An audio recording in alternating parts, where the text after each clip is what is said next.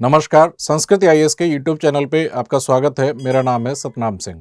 Target prelims के आज के इस एपिसोड में हम लोग दो क्वेश्चंस के माध्यम से हाल ही में चर्चा में रहे दो टॉपिक्स को समझेंगे। पहला है आर्टेशियन वेल्स और दूसरा है रूपकुंड लेक। पहले तो यह समझ लीजिएगा कि आर्टेशियन वेल्स अभी हाल ही में चर्चा में क्यों आए हैं। अभी हाल ही में राजस्थान राज्य के जैसलमेर जिले के एक गांव तारापुर में एक ट्यूबवेल के लिए ड्रिलिंग की जा रही थी, बोरिंग किया जा रहा था। तो 27 दिसंबर को अचानक ही जब काफ़ी गहराई तक, लगभग 850 फीट की गहराई तक जब ड्रिलिंग हो चुकी थी, उसके बाद देखा गया कि वहाँ से पानी अपने आप ऊपर की ओर निकलने लगा और थोड़ी देर के बाद पानी का बहाव इतना तेज हो गया कि पानी बहुत तीव्र गति से निकलने लगा और उस समय वहाँ पर खड़े हुए एक ट्रक को उस जल ने अपने प्रवाह में ले लिया और एक जो बोरिंग मशीन थी वह भी उसमें समा गई। तो इससे तरह तरह के कयास लगाए जाने लगे।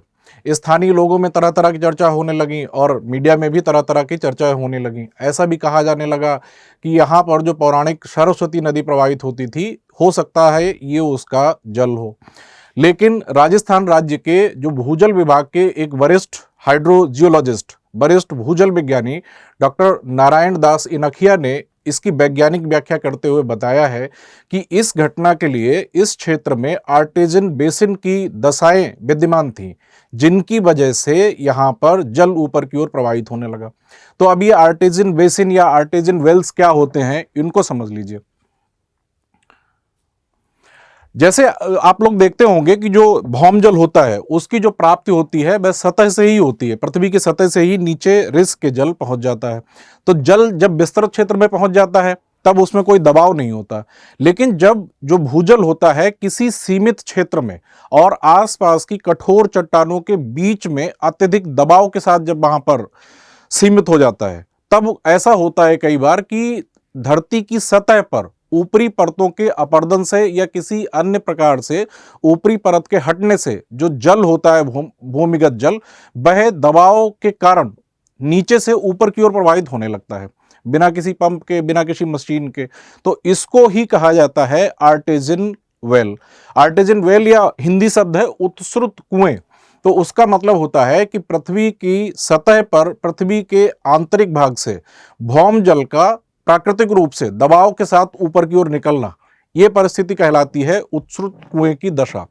जैसे आप देख रहे होंगे यहां पर लिखा हुआ है आर्टेजियन वेल और यहां पर दिखाया गया है फ्लोइंग आर्टेशियन वेल।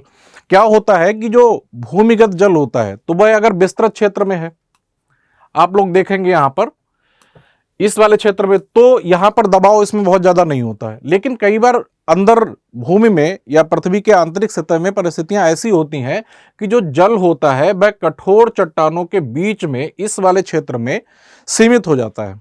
तो सीमित होने के चलते यहां पर जल का दबाव अधिक हो जाता है और जब कभी आदर्श स्थितियां मिलती हैं या अपर्दन के चलते ऊपरी सतह से यहां से जो चट्टानी भाग है या जो ठोस भाग है वह थोड़ा सा ढीला होता है, तो क्या होता है कि दबाव के साथ जल नीचे से ऊपर की ओर प्रवाहित होने लगता है।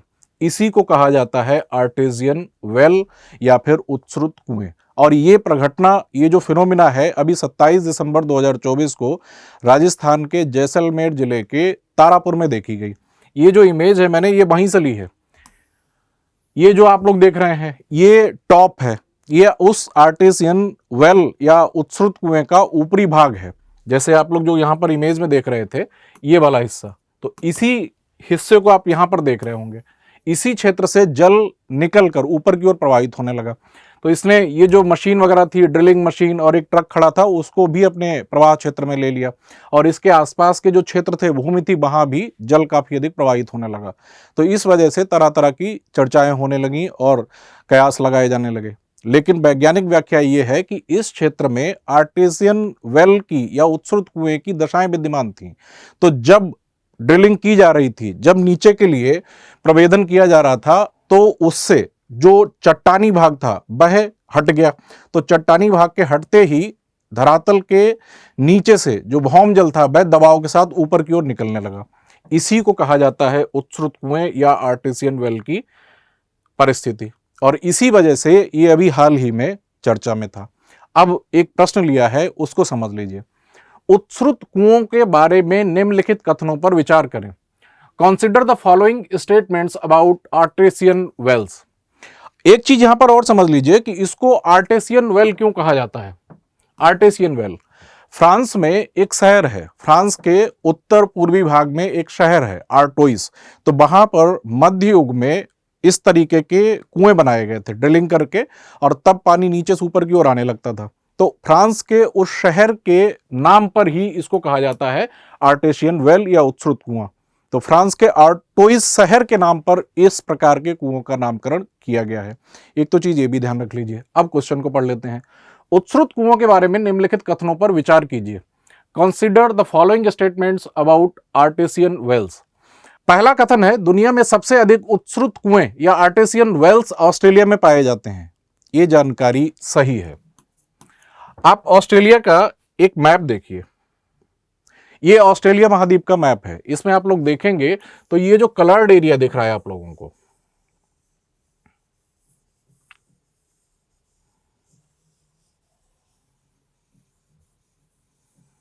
ये जो हल्के आसमानी कलर से ये जो कलर किया गया है, ये वाला जो एरिया है, इसको कहा जाता है ग्रेट आर्टेसियन बेसिन। और पूरे विश्व में सर्वाधिक संख्या में जो आर्टेसियन वेल्स या उत्सृत कुएं हैं वे ऑस्ट्रेलिया के इसी क्षेत्र में पाए जाते हैं। और ये जो पूरा क्षेत्र है इसे कहा जाता है ग्रेट आर्टेसियन बेसिन। तो जो स्टेटमेंट पहला दिया गया है कि दुनिया में सबसे अधिक उत्सृत कुएं आर्टेसियन वेल्स ऑस्ट्रेलिया में पाए जाते हैं, ये स्टेटमेंट सही है। बेसिक जो एनसीईआरटी हैं उनमें भी ये जानकारी दी गई है कि ऑस्ट्रेलिया में उत्सृत कुओं की संख्या सर्वाधिक है। अगला है, भारत में उत्सृत कुएं नहीं पाए जाते हैं। ये जानकारी गलत है, क्योंकि एक तो उत्सृत कुएं की दशाएं या परिस्थितियां जो थी अभी हाल ही में राजस्थान के जैसलमेर में देखी गई। राजस्थान के जैसलमेर के अलावा राजस्थान के ही कुछ अन्य क्षेत्रों में भी आर्टेसियन वेल्स या उत्सृत कुएं पाए जाते हैं। इसके अलावा जम्मू कश्मीर के क्षेत्र में, भारत के उत्तराखंड राज्य में, अगर उत्तर पूर्वी क्षेत्र देखें तो असम राज्य में, और इसके साथ साथ जो केरल का जो मालाबार का तटीय क्षेत्र है उस क्षेत्र में भी आर्टेसियन वेल्स या उत्सृत कुएं पाए जाते हैं। तो यहां पर लिखा है कि भारत में उत्सृत कुएं आर्टेसियन वेल्स नहीं पाए जाते हैं, ये जानकारी गलत है। अगला है, गुरुत्वाकर्षण के कारण उत्सृत कुएं में पानी ऊपर की ओर प्रवाहित होता है। आप लोग ध्यान से पढ़ के ही समझ जाएंगे कि गुरुत्वाकर्षण के चलते तो पानी नीचे की ओर जाएगा, ऊपर की ओर जो पानी का प्रवाह होता है वह गुरुत्वाकर्षण के चलते नहीं बल्कि दबाव के चलते होता है, प्रेशर के चलते होता है। इसलिए यहां पर जो तीसरा स्टेटमेंट लिखा है ये स्टेटमेंट भी गलत है। इसको अगर एक बार और समझना चाहें तो आप लोग समझिए कि जब भौमजल पृथ्वी की सतह से नीचे किसी सीमित क्षेत्र में या कठोर चट्टानी भाग में और सीमित क्षेत्र में जब एकत्रित होता रहता है तो सीमित क्षेत्र में जमा होने के चलते यहां पर दाब बढ़ जाता है। और जब कभी ऐसी परिस्थितियां उत्पन्न होती हैं कि ऊपरी जो सतह है वह कमजोर हो गई हो या अपर्दित हो गई हो, तब क्या होता है, उस दबाव के चलते जो जल होता है वह ऊपर की ओर प्रवाहित होने लगता है। तो जो यहां पर लिखा है गुरुत्वाकर्षण के कारण उत्सृत कुएं में पानी ऊपर की ओर प्रवाहित होता है, ये जानकारी गलत है। अब इसमें पूछा है उपर्युक्त कथनों में से कौन सा सही है, कौन सा या कौन से सही हैं। तो आप लोग देखेंगे कि केवल पहला स्टेटमेंट सही है, इसलिए इसका उत्तर हो जाएगा केवल एक ए ऑप्शन। ये इस प्रश्न का उत्तर हो जाएगा। अगला है, हाल ही में रूपकुंड झील निम्नलिखित में से किस कारण से चर्चा में थी। पहले कुछ बातें रूपकुंड झील के बारे में समझ लीजिएगा। रूपकुंड झील गढ़वाल हिमालय में उत्तराखंड राज्य में चमोली जिले में अवस्थित है और इसकी जो ऊंचाई है धरातल से वह लगभग 16,500 फीट के आसपास है, काफी ऊंचाई पर है और त्रिशूल पर्वत के आधार के निकट ये चमोली जिले में अवस्थित है। यहाँ पर जल की प्राप्ति जो होती है वह अधिक ऊंचाई के चलते ज्यादातर बर्फ के रूप में होती है। यहाँ पर जल के रूप में जल की प्राप्ति पिछले कुछ समय से प्राकृतिक रूप से कम होती थी और बर्फ के रूप में जल की प्राप्ति अधिक होती थी। लेकिन अभी हाल ही में क्या हुआ है कि जलवायु परिवर्तन के चलते जो वर्षा के प्रतिरूप में बदलाव आ रहा है उसके चलते इस क्षेत्र में बर्फ की प्राप्ति कम होने लगी है और जल के रूप में वर्षा जल की प्राप्ति अधिक होने लगी है। और वह वर्षा का जल जब प्रवाहित होता है तो आसपास के क्षेत्रों से प्रवाहित होते हुए और अपर्दन करते हुए अपने साथ काफी अवसाद लेके आता है और वे अवसाद इस रूपकुंड झील में निक्षेपित होते हैं और उन अवसादों के निक्षेपण के चलते इस झील की गहराई और इस झील की चौड़ाई कम होती चली जा रही है। इस वजह से ये अभी कुछ समय पहले ही चर्चा में बनी हुई थी। आप लोग एक मानचित्र देखिए, ये भारत का मानचित्र हो गया। भारत के मानचित्र के इस वाले क्षेत्र में रूपकुंड झील है। एक और बात याद रखने वाली है इस झील के बारे में कि इस झील को कंकाल वाली झील भी कहा जाता है या कंकालों की झील भी कहा जाता है। उसका कारण यह है कि जब इस झील में बर्फ पिघल जाता था तब इसमें क्या होता था कि मानव के कुछ कंकाल वगैरह यहां पर पाए जाते थे। इस वजह से इस झील को कंकाल वाली झील या कंकालों की झील या लेक ऑफ स्केलेटन भी कहा जाता है। लेकिन वर्तमान समय में जलवायु परिवर्तन के चलते इस क्षेत्र में जो जल की प्राप्ति हो रही है वह द्रव अवस्था में हो रही है। आसपास के क्षेत्र से जो जल है वह प्राप्त हो रहा है। जैसे ये देखिए, यहाँ पर अगर मान लीजिए बर्फबारी के रूप में जल प्राप्त होगा तब यहाँ पर बर्फ जो होगा वह ठोस रूप में रहेगा, उसमें गति कम होगी। लेकिन जल द्रव अवस्था में जब प्राप्त होगा उससे क्या होगा कि जल आसपास के क्षेत्रों से प्रवाहित होता हुआ इधर आएगा और आसपास के क्षेत्रों से अपर्दन करते हुए अवसादों को अपने साथ लेकर आएगा। इस वजह से, इस प्रघटना या इस फिनोमिना की वजह से ही इस झील में अवसादों के निक्षेपण होने से चलते इस झील की गहराई भी कम होती जा रही है और इस झील की चौड़ाई भी कम होती जा रही है। इस वजह से ये खबरों में बनी हुई थी। तो अब यहां पर प्रश्न देख लीजिए, हाल ही में रूपकुंड झील निम्नलिखित में से किस कारण से चर्चा में थी? पहला है शीत जल के उद्वेलन के कारण, ठंडे जल के ऊपर की ओर प्रवाहित होने के चलते, नहीं। यूरेनियम खनिज भंडार पाए जाने के कारण, ये भी नहीं। झील के जल के रंग में बदलाव के कारण, ये भी नहीं। अगला है जलवायु परिवर्तन के चलते झील के क्षेत्रफल के घटने के कारण, यही इस प्रश्न का उत्तर हो जाएगा कि जलवायु परिवर्तन के चलते इस झील में जल की प्राप्ति द्रव अवस्था में या जल के रूप में हो रही है और वह जल प्रवाहित होते हुए अपर्दन करता है और अपर्दन करने के साथ ही वह अवसादों को अपने साथ एकत्रित करके लाता है और उन अवसादों के निक्षेपण से ही इस झील का आकार क्षेत्रफल में भी घटता जा रहा है और गहराई भी इस झील की घटती चली जा रही है, जो इस क्षेत्र की पारिस्थितिकी के लिए एक बड़ी चिंता है।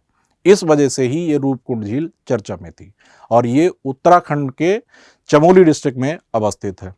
यहां पर तो हमने एक संक्षेप में एक बेसिक जानकारी रूपकुंड झील के बारे में ले ली, आर्टेसियन वेल्स के बारे में भी ले ली।